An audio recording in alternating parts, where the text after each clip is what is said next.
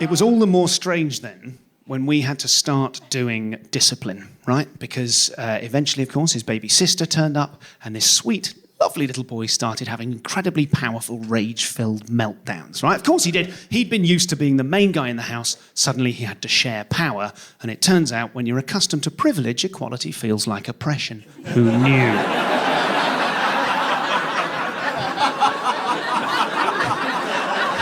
Oh, a bunch of smug people knew. Oh, well done, well done.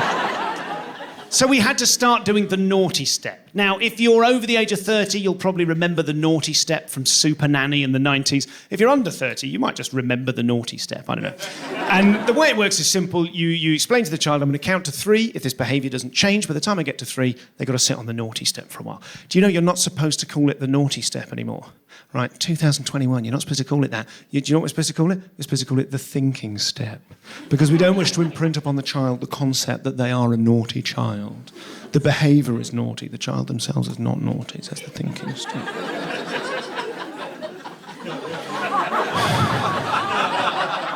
Not in our household. We understand that you have to win the psychological victory early doors.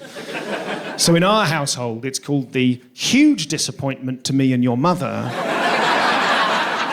hatch. That's what we call it. And I'd explained the system the previous week. He was having a meltdown, so I said, listen, Buster, I'm going to do counting. If you don't change this behaviour, I'm going to do counting like we talked about. And his face changed. His face darkened, his brow furrowed.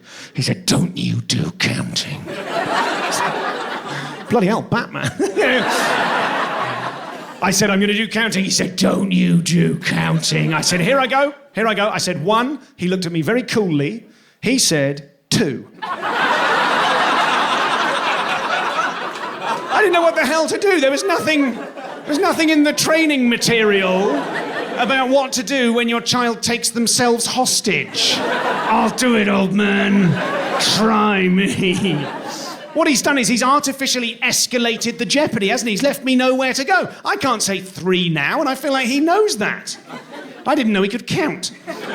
So now, without ceding any authority, I've got to de-escalate. I've got to sort of take the air out of the situation, but still... I've not had my bluff called this hard since his sister was conceived. So... I said 1, he said 2. I rather weakly said 2.5. He fixed me with his eye contact. He said 3.5. And then the two of us locked eyes. We both sat down together. I lit 2 cigarettes.